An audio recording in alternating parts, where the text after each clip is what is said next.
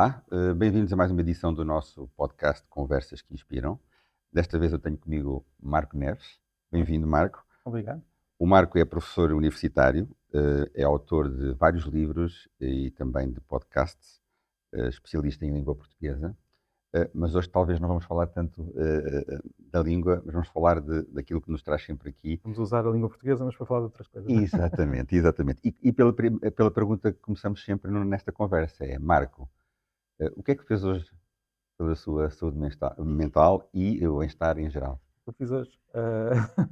Bem, posso dizer que hoje vim aqui conversar, e conversar acho que é bom para a saúde mental, pelo menos eu acho isso, mas, por exemplo, estive com os meus filhos de manhã, hoje estamos a gravar num dia em que, para os miúdos, por causa das escolas, tem o Halloween, que não é provavelmente uma tradição portuguesa, mas os miúdos gostam muito, o facto de estarmos a mascarar o mais novo e estar a brincar com ele acabou por ser também uma forma de ajudar a saúde mental, é o que eu posso É dizer. um dia atípico. E num dia mais normal, tem alguma rotina que, na sua opinião, ajude a Sim, equilibrá-lo?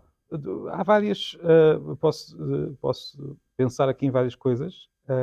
Primeiro, quando estou a conduzir, ouço música, normalmente quando estou a conduzir, que me ajuda a acalmar, e também há aqueles momentos do dia em que nós não podemos fazer mais nada a não ser aquilo que estamos a fazer, ou seja, a conduzir ou a tomar Uhum. banho. E são momentos em que a pessoa tem mesmo de parar. E no caso da condução, ajuda-me a estar a ouvir música quando vou para a faculdade ou ao banho, ah, por vários motivos. Não uso muito a bicicleta, embora fosse um dos objetivos no futuro mudar, mas quando estou a usar o carro, pelo menos uso para ouvir música. E depois ler no final do dia, antes de dormir, ajuda-me também. E há que dizer também que muitas das coisas que eu faço profissionalmente, mas, ou então paralelamente à profissão, como por exemplo, eu dou aulas, escrevo, mas também faço, por exemplo, vídeos para as redes sociais, que acaba por ser uma forma de, não sei bem explicar porquê, mas ajuda-me é um Contraí. hobby a descontrair. Então, a sua relação com, neste caso, com a internet e com as redes, até é terapêutica para si, de certa Claro que forma. quando depois vamos ler os comentários, nem sempre. Sim, mas é terapeuta no sentido em que eu gosto, cada pessoa tem os seus gostos, eu gosto muito de comunicar sobre aquilo que eu gosto e o facto de estar a pensar durante aquele momento, estar a pensar numa forma de criar qualquer coisa, mas sem uma obrigação profissional para fazer, para estar a fazer isso, é terapêutico, de certa maneira, sim. Este ser, vamos usar a palavra social, Sim.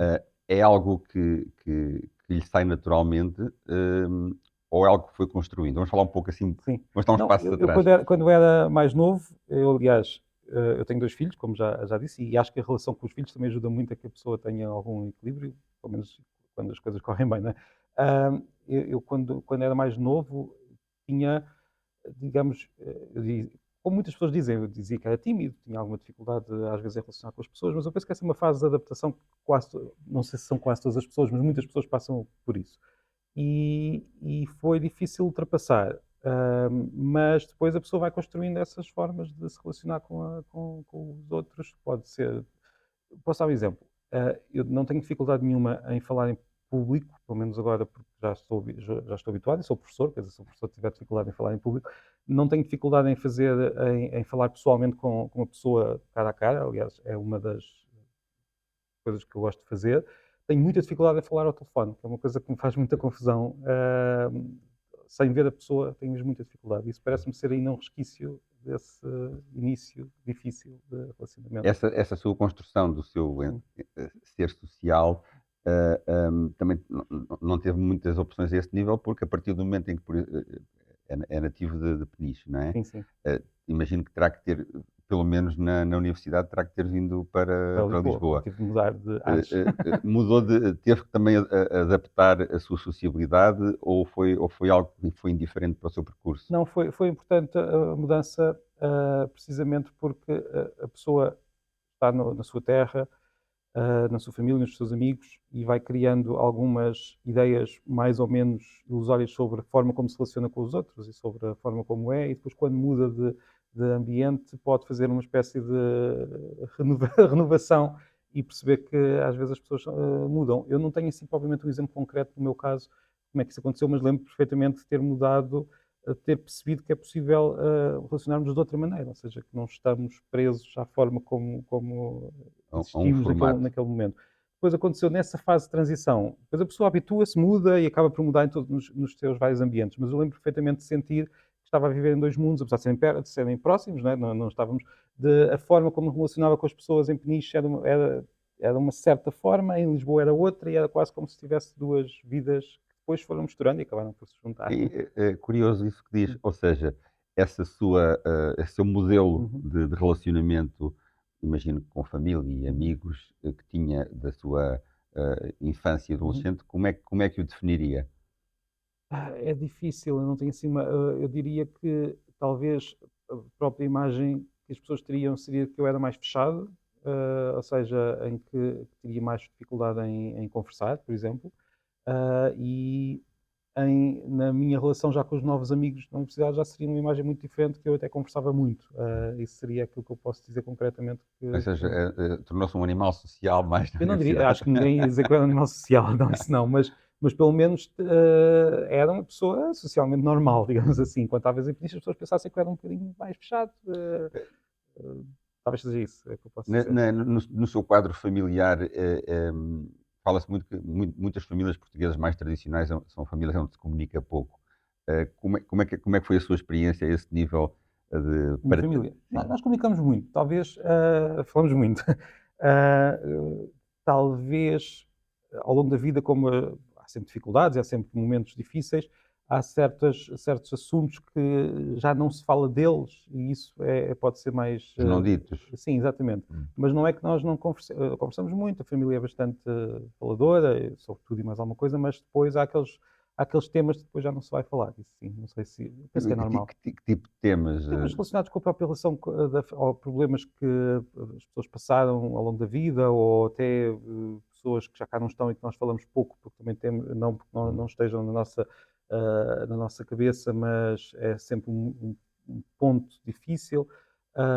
Eu posso dizer particularmente que na minha família, a minha avó materna morreu de uma forma muito violenta, porque foi um assalto, e Hum. isso, nós falamos disso, não temos dificuldades, aliás, até falo em público, como estou a fazer agora. Foi um momento Foi um traumático. momento traumático mesmo para a minha mãe, em particular, mas não é assim um tema que nós vamos buscar muitas vezes em contexto familiar. Aliás, até falo mais vezes em público do que familiarmente, porque não queremos também estar a acordar, digamos, A dor. a dor, que está lá, certamente, no caso da minha mãe e nós todos, mas isso foi um momento particularmente difícil, e é curioso que eu não tenho mesmo dificuldade nenhuma em falar como estou agora a fazer, mas pessoal, pessoalmente já é muito mais difícil. Porque a dor é muito mais viva Sim, exatamente. na Sim, interação.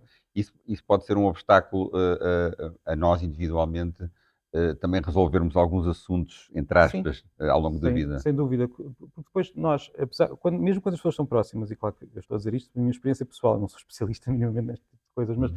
a ideia que eu tenho é que, mesmo quando as pessoas são muito próximas familiarmente ou como amigos, neste caso familiarmente, nós nunca sabemos exatamente qual é o caminho que a outra pessoa está a fazer para O lidar com percurso dela, não assim. é? E nós depois só vemos, ou melhor, as pessoas só percebem que o percurso pode estar, por exemplo, em momentos complexos, quando já estamos num momento em que a pessoa está mesmo a sofrer muito, e é difícil lidar com o facto de estarmos a viver quase na mesma casa e não sabemos exatamente o que é que está acontecendo na cabeça das outras pessoas. E conversar é a solução, se calhar, ou é uma das soluções. Conversar é uma das soluções. Aliás, estava a ouvi-lo e Sim, estava a pensar que, de facto, as palavras sim, oficializam uhum, as coisas, sim, não é? E às vezes não queremos oficializar os pois, sentimentos, as dores, para ver se desaparece. exatamente, Sim, como se o silêncio fosse sim, terapêutico, fosse um sim, medicamento, não é? As palavras podem ser muita coisa, não é? uhum, Podem ferir, podem ser também elas uhum, próprias terapêuticas. E na sua vida o tema das palavras é importante, sim. porque obviamente que trabalha com a língua portuguesa. Ahm, de onde é que vem esta, Gosto? esta sua paixão? Esta sua Sim. paixão de trabalhar as palavras, o porquê das palavras, a origem das palavras. Isto também pode estar encaixado em algum aspecto da sua biografia ou Sim, não? Em que está. momento é que sente que foi por aí? Pronto, não está relacionado com aquilo que estávamos a falar antes, com problemas em particular ou com momentos mais complexos, mas, primeiro, eu tenho esse fascínio também porque as palavras de facto revelam o que as pessoas são, até revelam o sítio de onde é que vem. Eu não tenho um sotaque particularmente penicheiro, mas quer dizer, certas expressões ou a forma como nós, por exemplo, eu volto à minha terra e ouço, ou melhor, por exemplo, posso dar o exemplo da minha mulher, e eu talvez faça a mesma coisa, mas não noto, porque normalmente nós notamos isto nos outros. Ela fala com os pais pelo telefone, tem um sotaque diferente da maneira como fala comigo, e ela faz isto de forma natural. Isto para dizer que para mim é muito engraçado perceber que nós quase sem querermos, ou sem querermos mesmo, revelamos através da forma como falamos muito do que somos. Como é que eu comecei a gostar da parte das línguas e das palavras?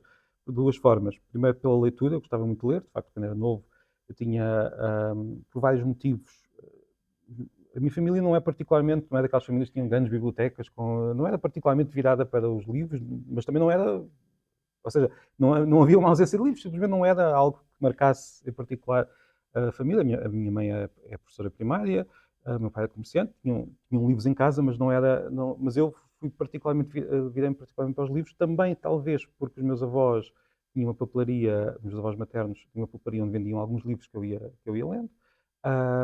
Talvez seja por aí. Agora, além disso, houve momentos familiares concretos, como por exemplo viagens que eu fazia com os meus pais quando era novo, era adolescente, e nessas viagens nós percorríamos Portugal e depois Espanha, não dá para saltar a Espanha, eram os dois países que estavam aqui, nós íamos de carro, e em Espanha em particular eu notava que havia coisas que não encaixavam naquilo que tínhamos aprendido na escola. Havia mais línguas, havia outras línguas que não eram aquela que nós pensávamos que era a única, pelo menos na nossa visão mais infantil, e isso levou-me a ter aquela sensação de há aqui mais coisas para descobrir. Portanto, depois falava com os meus pais, também percebi nas viagens, mesmo com amigos dos meus pais, que cada pessoa tem uma perspectiva muito, ou seja, podemos estar a percorrer o mesmo caminho e depois, quando conversamos, vimos coisas muito diferentes. Isso eu achava engraçado, ou seja, uma pessoa notava como é que as montas estavam feitas, outra pessoa notava as rochas que via, eu notava o sotaque ou a língua ou o que é que estava a Diferentes ouvir. olhares sobre a realidade, não é? Exatamente, e isso acabou por ser, porque eu notava essas coisas, ou tive essa pequena. Eu lembro perfeitamente de estar num hotel em Andorra, para lá de Espanha já, e ouvir uma língua, que é o catalão, que nunca ninguém me tinha dito que existia, e isso levou-me a ter muito interesse em saber mais, porque, primeiro, que língua era aquela, por que razão é que não se estava na escola, e depois, a partir daí, acabei por voltar até à nossa língua e começar a ouvir com mais atenção a nossa própria língua, quase como se fosse algo externo, ou seja, quando a pessoa começa a notar as coisas sem estar a usar, para lá de usar, também perceber como é que usamos e o que é que No queremos. fundo, o que me está a dizer é que, ao perceber que há outras línguas, percebeu que há outros mundos, não é? Sim, neste caso, que havia outras línguas que não me tinham falado, mas depois isso leva-me à curiosidade e perceber que as línguas. Eu depois também me tornei, isto depois é um percurso longo, não é? Tornei-me tradutor Uhum. a seguir à licenciatura e a tradução leva-nos a ver as línguas em contacto umas com as outras e não é só aquela questão de haver palavras que são muito próprias de cada língua, mas palavras mesmo muito comuns que são diferentes da maneira como nós usamos. Eu dou muitas vezes o exemplo dos dedos, que nós em português, para uma criança portuguesa, os dedos do pé e da mão são quase a mesma, não é a mesma coisa, mas tem 20 dedos. Enquanto para o inglês são duas coisas completamente diferentes, usam palavras diferentes para os dedos do E as pé e da línguas, mão. as línguas dão forma ao nosso mundo, não Sim, é? exatamente. É. Depois traduzimos, isso é que é a questão. Muitas vezes nós dizemos essa é a primeira parte, a língua condiciona a forma como nós olhamos para o mundo, mas depois também é possível comunicar mesmo entre línguas. Isso também eu acho importante. Isso leva-nos uma vez mais a refletir sobre como é que isso afeta a sua experiência, tem afetado a sua experiência desde que tomou essa decisão, desde que começou a estudar isso, porque claramente que é uma pessoa que comunica imenso, Uhum. é uma pessoa que tenta levar estas questões ao cidadão comum e na sua vida pessoal isso afeta a forma como no dia a dia lida com os outros. Uh, não sei, posso dizer, quando eu estava na faculdade, todas as pessoas têm a sua pancada, não é? E os meus amigos conheciam por ter uma pancada pelas línguas. Apesar de estarmos num curso de línguas, nem todas as pessoas tinham o mesmo interesse Uma pancada pelas especial línguas. dentro. Assim, particularmente lá está as de Espanha, porque por causa da tal experiência pessoal, inclinava muito para falar das línguas de Espanha, não era propriamente uma preocupação de um jovem de 20 anos. Mas os meus colegas achavam muito engraçado. Eu também acho que as pessoas não tenham um interesse muito particular, uma pequena obsessão saudável, digamos, também acabam por ser mais desinteressantes. Todas as pessoas têm alguma. alguma pancada, não é? Depois, no dia a dia, eu não noto, eu pessoalmente não noto isso, nem com os meus filhos, nem com a minha mulher. Ou seja, se calhar com eles são as pessoas com quem eu falo menos destas questões, que já estão a ver. Portanto, acaba por não ser uma coisa que tenha muito. Acho engraçado, às vezes lembram-se de uma coisa, olha, pá, já podias ter falado disto, mas não é Mas assim uma é coisa. mais no sentido de como é que, tendo uma percepção muito afinada sobre como é que as palavras nos Sim, moldam a nós, moldam o mundo, a nossa visão, no seu dia a dia, isso é algo que você nota? eu posso responder isso de várias maneiras. Há pessoas que pensam que, por exemplo, normalmente quando se fala de língua portuguesa associamos muito a pessoas que estão a dizer o que é errado, o que é certo, e há pessoas que Não quando era falam, tanto por aí, eu não sei, é? Sim. mas há pessoas que falam comigo, eu tenho que ter cuidado agora a falar, porque já sei que portanto, nessa reação eu noto uma certa diferença da parte das outras pessoas, que às vezes têm medo de falar, com medo que eu corrija. Não é provavelmente isso que eu costumo estar a É o dizer, não corretor é? ortográfico, não é? Sim, não sou um corretor ortográfico, nem é esse o tema que eu costumo falar, mas há pessoas que têm essa primeira impressão. Mas isso também é quase uma brincadeira. Do outro lado, eu noto mais, talvez, ou melhor, estou mais atento às pequenas diferenças de sotaque e de utilização de certas palavras ou da forma como. Ou tento estar atento, porque nós também não conseguimos dizer aquilo a que, a que estamos desatentos, não é? Tento estar atento à forma como as pessoas, por exemplo, usam certos conceitos. Eu posso dar um exemplo muito concreto que é da minha área. Por exemplo, uma pessoa pode estar a falar e estar a dizer que usar a palavra dialeto. Vamos só dar um exemplo. Muitas vezes a palavra dialeto é mal usada porque usa-se para descrever línguas que são consideradas menores e não propriamente aquilo que de facto é na linguística, que é uma variedade de uma língua, Uhum. qualquer que seja.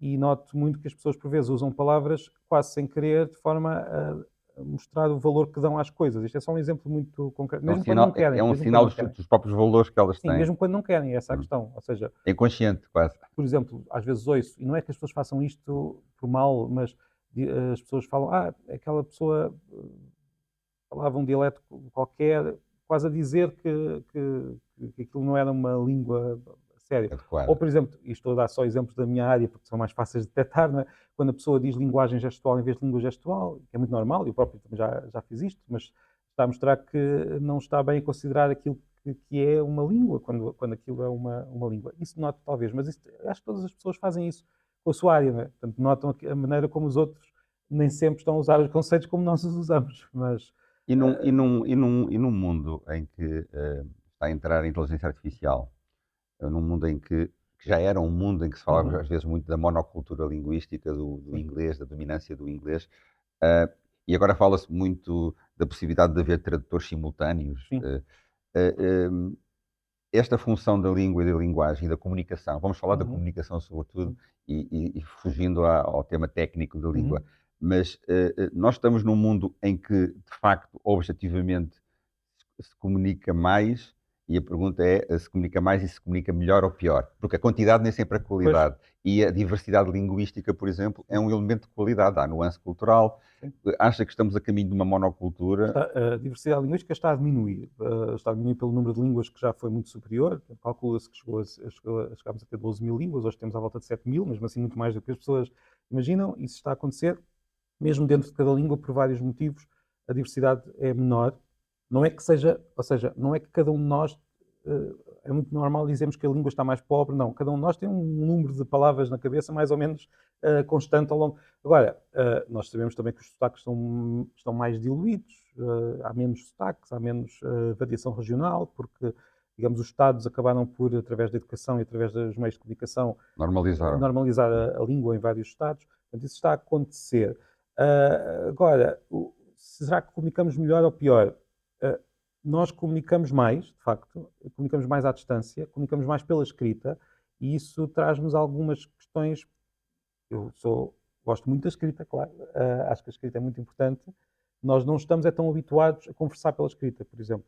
A Conversar, conversar, porque que não é comunicar. não- sim, como é que eu ia dizer isto? Nós comunicamos pela. Vamos dar um exemplo. Quando eu tinha 15 anos, eu. Vamos agora falar da conversa, não da, da conversa em Da si. conversa. Eu não conversava com os meus colegas pela escrita, nunca, não é?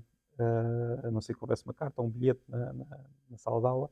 Hoje, um miúdo de 15 anos vai conversar pela escrita, vai enviar mensagens. Agora também já se usa mais as mensagens de voz, mas mesmo assim há- comparando com aquilo que acontecia quando nós tínhamos 15 anos, a conversa pela escrita é muito maior. E é mais difícil conversar pela escrita, porque a escrita tem uma barreira, ou seja, falta do corpo humano, falta o parte gesto, do gesto, o a visual. conversa pela escrita é difícil, nós estamos numa época em que se conversa mais pela escrita. E há A equívocos. comunicação, E há há equívocos. equívocos mais comuns, e isso leva também à questão da comunicação. Nós comunicamos muito mais hoje no modelo. Qualquer pessoa hoje tem redes sociais, pode comunicar para um público mais amplo do que comunicaria antes, com as dificuldades que isso traz. As dificuldades, por exemplo, e nota-se muito na dificuldade que há em perceber a ironia, porque a ironia exige que haja um contexto partilhado, quando nem sempre existe, e nota-se muito nas conversas das redes sociais que aquilo que é óbvio para quem está a escrever, para quem está a ler, não é óbvio. Uh, Há esta dificuldade de comunicação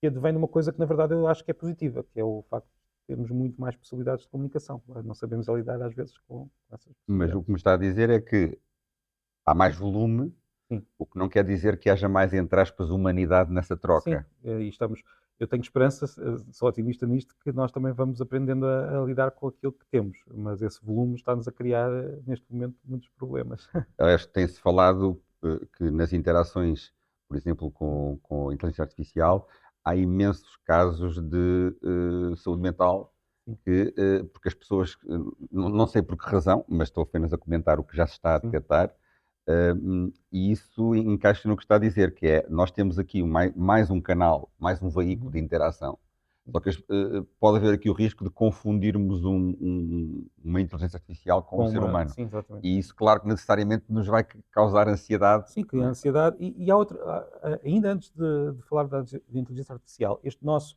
contínuo, como é que eu ia dizer, todos nós, penso que quase todos nós, em várias idades, temos acesso a algumas redes sociais onde falamos, onde comentamos.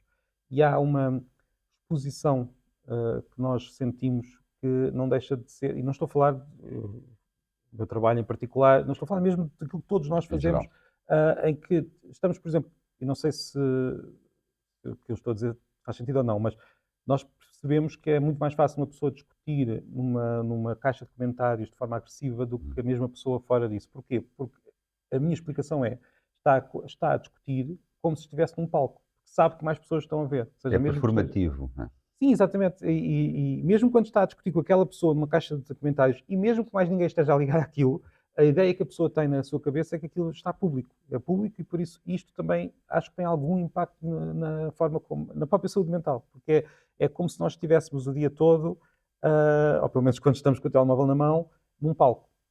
E isso é pesado também. E leva-nos a interações mais difíceis. Tanto é assim que, se eu estou a discutir com um amigo numa mesa de café e de repente a discussão começa, digamos, a tornar-se um pouco mais, digamos, sei lá, mais complicada. Eu, se for preciso, levanto-me, rio-me, olha, vamos ali só, vamos apanhar ar, ou até a própria forma como eu ponho o corpo já ajuda a que a outra pessoa perceba que, enfim, vamos parar com isto, que já não... Numa rede social em que nós discutimos pela escrita, não temos acesso a esses meios de, digamos, de interação corporal, não se consegue desligar. Isso é ou seja, a pessoa está continuamente ali a discutir e é muito difícil chegar àquele momento em que vamos lá parar com isto. Mesmo que sejam as mesmas pessoas, isso é que é a questão. E o que me está a dizer é que a língua retirada do contexto, vamos chamar-lhe da linguagem mais vasto, nomeadamente a linguagem corporal, a linguagem do espaço onde acontece, é algo que de facto pode ser um instrumento problemático, não é? E porque é assim, quem é que escrevia, durante a história, e estou a simplificar, claro, mas durante a história, quem é que escrevia? Os membros de uma profissão em particular, que podemos chamar escribas, podemos chamar o que quisermos, mas havia sempre uma parte da população que estava habituada a escrever e escrevia usando sempre um registro da língua mais formal, mais controlado, precisamente por isso. Nós, de repente, estamos a viver num mundo onde todas as pessoas escrevem e todas as pessoas escrevem vários registros sem acesso aos mecanismos que normalmente permitem moderar. E um consenso sobre o que é apropriado, não é apropriado. Sim, e mesmo a questão da relação humana com as outras pessoas, nós de repente estamos num mundo em que nos falta essa. Ao escrever, falta-nos certos mecanismos que nós sempre tivemos. Falta-nos a mediação, falta-nos alguns guardiões. O corpo humano. Falta-nos o corpo humano. O que eu quero dizer é que quando estamos a conversar pela escrita, uma coisa é os tais escribas que sabiam o que é que estavam a fazer naquele contexto. E havia um protocolo, não é? Havia um protocolo. outra coisa é nós estarmos a escrever continuamente e estamos muitas vezes sem saber bem como lidar com. Não só não temos o protocolo, como nos falta a presença física do Exatamente, outro. exatamente. Isto, mais uma vez, eu tenho uma visão otimista. Eu acho que nós, eu não acho nada que deveríamos voltar a um tempo em que só uns quantos é que escrevem e os outros não podem escrever. Agora temos um momento de adaptação que é muito complexo e muito E difícil. como é que nós recolocamos nessa equação que me está a descrever a língua como algo mais rico, em que não é só a língua no sentido escrito, mas é a língua da presença física, é a língua da empatia, a língua de conhecer o outro. Isso está-se a perder um bocadinho, não é? Eu diria que é preciso uma certa dieta mais variada no meio de comunicação, não é? Ou seja, que comunicar cara a cara, comunicar pela voz, comunicar com a imagem e comunicar pela escrita também e perceber, como é que eu ia dizer, e tentar estarmos pessoalmente em mais ambientes onde não estamos com aquela sensação de estar no palco. Estou a falar do dia a dia, não é? Claro que aqui nesta situação estamos a criar um podcast, é diferente, mas no dia a dia também tentar novamente. Eu posso também dar um outro exemplo. Há uns anos tinha ou seja, numa empresa de tradução que eu criei com amigos e que ainda existe, que houve alguns anos em que foi o meu trabalho principal, estar nessa empresa, nós tínhamos é uma empresa de tradução, tínhamos vários tradutores com quem não estavam longe, com quem Motos. conversávamos apenas pela escrita, lá está. E houve um caso muito particular de um tradutor, que eu lembro perfeitamente, em que tínhamos muitas vezes conflitos contínuos, pequenos conflitos, de coisas que não se percebiam bem, instruções que não eram bem do lado e do outro. Não estou aqui a pôr a culpa em lado nenhum, mas as coisas eram um bocadinho complicadas. E um dia ele veio-nos visitar, ele vivia no México, salvo erro, e veio-nos visitar e tivemos um almoço com ele, correu tudo bem, e a partir daí esses conflitos praticamente desapareceram.